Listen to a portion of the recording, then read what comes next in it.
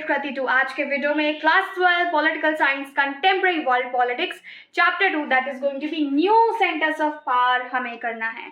तो ये जो वीडियो है this is mainly topic based. तो आज के में हम EU यानी कि not EU, it is European Union वाला EU and second is going to be ASEAN. ठीक है, तो ये दोनों हम करने वाले हैं। इसके साथ साथ अगर आप मेरे चैनल पे फर्स्ट टाइम आ रहे हैं, I want to tell you one thing, I am making these videos since a very long time. तो डिटेल वीडियोज अवेलेबल है for these chapter as well as जो है वो 10 मिनट समरी भी है। So if you want you can check out those. यहाँ पे आई button आएगा, जितनी भी आएंगे एक बार चेकआउट कर लेना, उन सब में मैं डाल दूंगी। ठीक है, हम द एंड ऑफ बाइपोलैरिटी कर चुके हैं, अभी न्यू सेंटर्स ऑफ पावर का टाइम है। तो यूरोपियन यूनियन से शुरू करते हैं। By the way I am also conducting online classes for students of class 12 जिसमें क्रैश कोर्स में पढ़ाऊंगी, यानी कि हिस्ट्री एंड पॉलिटिकल साइंस का syllabus with in 2 months into my class. So if you are the one interested and want to know more about it, description box में एक WhatsApp number है, वहाँ पे मुझे आप सिर्फ एक टेक्स्ट ड्रॉप कर दीजिए and I'll be contacting you regarding that one. And here let's get started. So European union देख लेते हैं। देखो यूरोपियन यूनियन का एक स्ट्रक्चर समझना है विच इज़ वेरी प्लेन। सबसे पहले तो एंड ऑफ बाइपोलैरिटी में हमने क्या देखा था कि जहाँ पे मतलब एक वक्त पे कोल्ड वॉर था, दो पावरफुल ग्रुप ऑफ पीपल और ये कहते हैं दो पावरफुल कंट्रीज एक दूसरे को कन्फ्रंट कर रही थी कि नहीं हम ज़्यादा पावरफुल है, हम ज़्यादा पावरफुल है, USSR and USA। End of bipolarity में क्या देखते हैं, USSR जो है वो डिसइंटीग्रेट हो जाता है।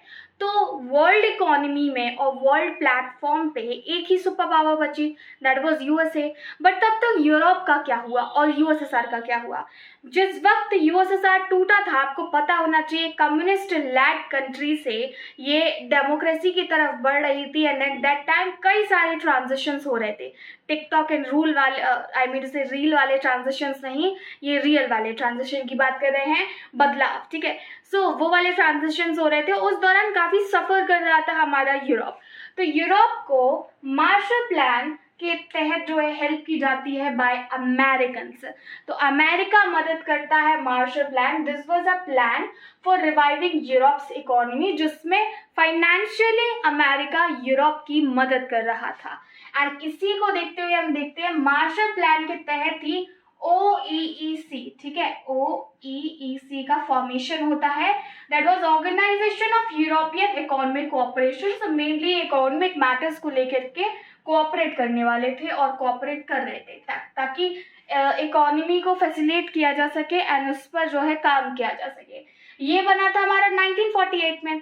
अब इसके बाद आता है EEC, that was actually formed in 1957। How?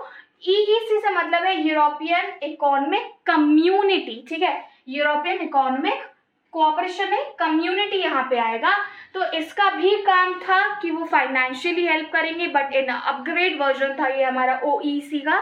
ठीक है, फिर फाइनली हमारा एस्टैब्लिशमेंट होता है यूरोपियन यूनियन जो आज भी एग्जिस्ट करता है। It's union of European states. उस दौरान जब ये बना था 1992 में, तब 12 मेंबर स्टेट्स थे इसमें। Do let me know in the comment section कि करंट में EU में कितने मेंबर्स आते हैं। This is related to current affair topic that you should know. तो EU का फॉर्मेशन मैस्ट्रिक्ट ट्रीटी के अंडर हुआ था, यू नो, मैस्ट्रिक्ट ट्रीटी। ठीक है,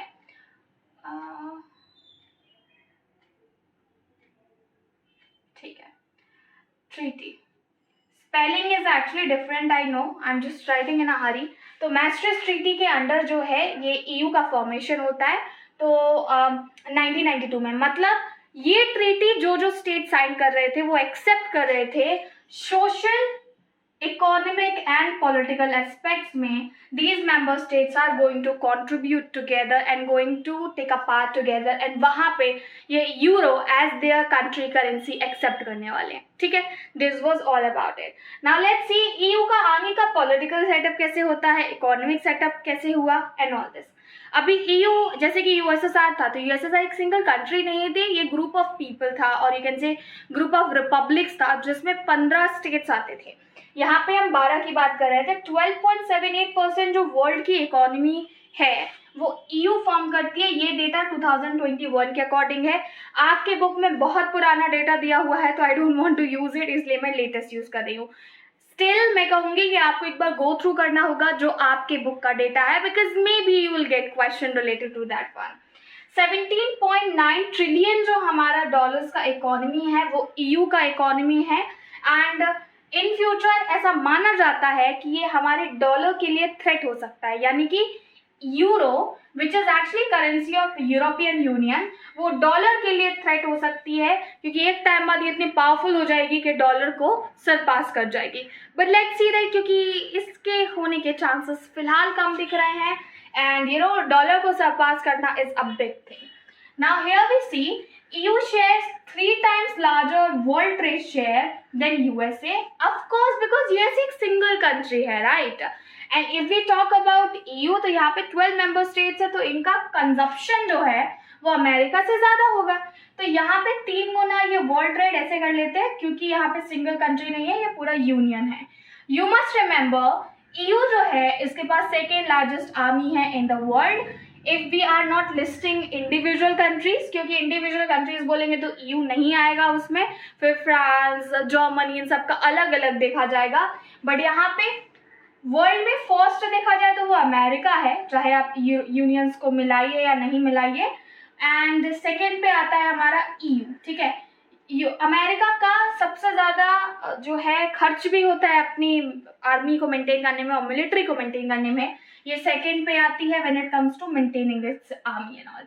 ब्रेक्जिट बहुत इंपॉर्टेंट टॉपिक है, बिकॉज आपके बुक में बहुत पुराना डेटा है, जैसे कि मैंने बोला there are kinds of things which are actually mentioned in your book, जैसे कि ब्रिटेन एंड फ्रांस जो है वो परमानेंट सीट होल्डर्स है यूनाइटेड नेशन सिक्योरिटी काउंसिल में EU की तरफ से। बट ये पता होना चाहिए Britain is no longer part of EU, क्योंकि ब्रेक्जिट हो चुका है 2020 में। Since very beginning there is actually history lays down behind all this thing. तो उसमें क्या था, शुरुआत से ब्रिटेन की जो पॉलिसीज थी वो EU से मैच नहीं करती थी। जैसे कि मैं बताती हूँ, जब हमारा इराक इन्वेजन हुआ था, जिसको हम लिबरेशन ऑफ कुवैत भी बोलते हैं, gulf war, different names that we can use here, तो उस दौरान EU अमेरिका का हिस्सा नहीं था और नहीं पार्टिसिपेट नहीं कर रहा था in that way, but Britain ने किया था against of EU's policies. So here we see despite belonging to that same group, Britain का जो फॉरेन पॉलिसी रहा है वो काफी डिफरेंट रहा है EU से, मार्केटिंग टर्म्स में भी एज वेल, फाइनेंशियल टर्म्स में भी। तो इसकी वजह से फाइनली बहुत लंबा ये डिस्कशन चला, बहुत लंबी जो है इसके पीछे हिस्ट्री है। तो जनवरी 2020 में ब्रिटेन एग्जिट हो जाता है, इसलिए इसको ब्रेक्जिट बोलते हैं, ठीक है। ब्रिटेन एग्जिट हो गया एंड फिर जो है ब्रिटेन ने अपना अलग रास्ता अपना लिया। So there are multiple things जो प्रेशर डालती है और जो लिमिट करती है EU की पावर्स को, because if not every country is willing to take a part in a way, जैसे कि लेना चाहिए, तो EU लेस पावरफुल हो जाएगा। इसके साथ साथ Denmark and Sweden in the beginning इन्होंने रेसिस्ट किया था कि भैया हमको यूरो नहीं अपनाना है, but still they have to do it. So we see multiple incidents आपको मिल जाएंगे जहाँ पे ऐसा लगा है कि यूरोपियन यूनियन जिस तरीके से परफॉर्म कर सकता था वैसे किया नहीं, और ये जो है EU की लिमिटेशंस हो जाती है। सो मैं लेटेस्ट डेटा यूज कर रही हूँ, I request you need to go through the old data as well which is actually given in your book, because वो भी इंपॉर्टेंट होगा। EU का फ्लैग देख लेते हैं। न्यू सेंटर्स ऑफ पावर जो चैप्टर है ना, इसमें हम चाइना, आसियान और ब्रिक्स, रशिया, मतलब सब देखने वाले हैं। तो एक चीज़ याद रखना, अगर कोई हम यूनियन पढ़ रहे हैं, ऑर्गेनाइजेशन पढ़ रहे हैं, तो उसमें जो उनके फ्लैग है वो आपको पढ़ना होगा, वो इंपॉर्टेंट होने वाले हैं, उससे क्वेश्चंस आ जाते हैं जनरली। EU का जो फ्लैग है वो ना ऐसे है, ब्लू कलर का पूरा फ्लैग है, 12 स्टार्स उसमें येलो कलर के। तो वो जो 12 स्टार्स है वो एक्चुअली डिनोट करते हैं unity, solidarity and harmony into those countries, और you can say among those countries there. ASEAN की बात कर लेते हैं, association of south east nations, ठीक है। तो आपको ये याद रखना होगा, इसका एस्टैब्लिशमेंट हुआ था 1976 में आफ्टर बैंकॉक डिक्लेरेशन। तो इसके जो फाउंडर्स है वो कौन है, IMPIS से मतलब है यहाँ पे आता है Indonesia, Malaysia, Philippines, Thailand and Singapore, ठीक है। फिर बाद में और कंट्रीज एडअप हो गई। तो एशिया में तो हमारा पहला था, ठीक है। एशिया में इस तरह का कोई यूनियन पहली बार बनाया गया था उस दौरान, तो आसियान था। आसियान के मेन ऑब्जेक्टिव क्या है, इसके 3 पिलर हैं। ये कहते हैं, एक तो है economic community, ASEAN security community, तीसरा है ASEAN social culture community. Economic community कहती है हम जो है ओपन मार्केट बनाएंगे अपने सारे मेंबर नेशंस के लिए। टैक्स पे छूट देंगे, ठीक है, मतलब कम लगाएंगे, वी कैन से एक सेफ एनवायरनमेंट क्रिएट करेंगे और इकोनॉमिक स्टेबिलिटी की तरफ काम करेंगे सारे के सारे नेशंस। फिर सिक्योरिटी कम्युनिटी, कोई भी डिस्प्यूट, टेरिटोरियल डिस्प्यूट इतना नहीं बढ़ना चाहिए कि वो आर्म कन्फ्रंटेशन पर एंड हो। So that's why we have the security community there. And let's talk about the social cultural community. तो एक दूसरे की सोशल लाइफ को रिस्पेक्ट करना और उसमें जो बुरी चीज़ें हैं उनको हटाना, एक दूसरे के कल्चर को प्रमोट करना, and that is what is actually meant we here in that particular sentence. Okay, I just messed up. Next is going to be ASEAN regional forum. ये बहुत इंपॉर्टेंट है, 1994 में इसका स्टैब्लिशमेंट हुआ था। आसियान रीजनल फोरम का मतलब है, पहला तो इसका टास्क था टू फैसिलिटेट कि हम एक दूसरे की कंट्रीज की इकोनॉमी को बढ़ावा दें एंड एक स्टेबिलिटी लाएं, एंड सेकेंड जो है कि ultimately there should be harmony and friendship among those member nations. ASEAN vision 2020 भी दिया हुआ है, जिसके तहत आसियान 2020 में क्या क्या गोल्स रीच करेगा उन सब का ब्यौरा है। तो you can just check out in your book that what are those, and you can also compare this particular thing कि किस तरीके से आसियान ने किया है या नहीं। वैसे क्लास 12th में इतने डीप क्वेश्चंस नहीं पूछते हैं, बट इन जनरल बता रही हूँ, अगर ज़्यादा सीखना चाहते हो तो क्वेश्चंस निकाला करो, ना कि अरे ये तो एग्जाम में आना ही नहीं है, इन दैट वे, क्योंकि मैंने बहुत सारे लोगों का अप्रोच देखा है। Not to forget the important thing, ASEAN का जो फ्लैग है उसमें आपको पैडी के 10 स्टॉक्स मिलेंगे। पैडी मतलब राइस, क्योंकि इन कंट्रीज में ये काफ़ी ज़्यादा पाया जाता है, यहाँ पे सबसे ज़्यादा चावल खाया भी जाता है।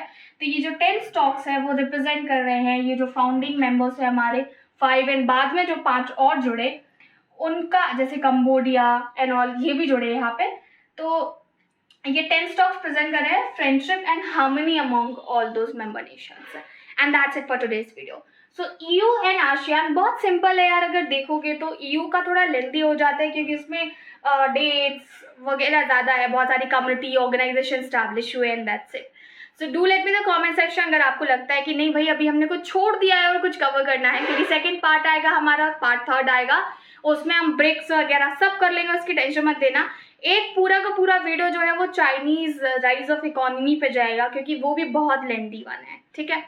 Hit the like button, share this video. If you want to attend my crash course for 2 months, you can contact me on the given number that is in the description box, 6393665726। मेरी humble request है, WhatsApp number है तो पहले text drop करना, call मत कीजिएगा, अगर आप कॉल करेंगे तो हो सकता है आपको रिस्पॉन्स ना मिले।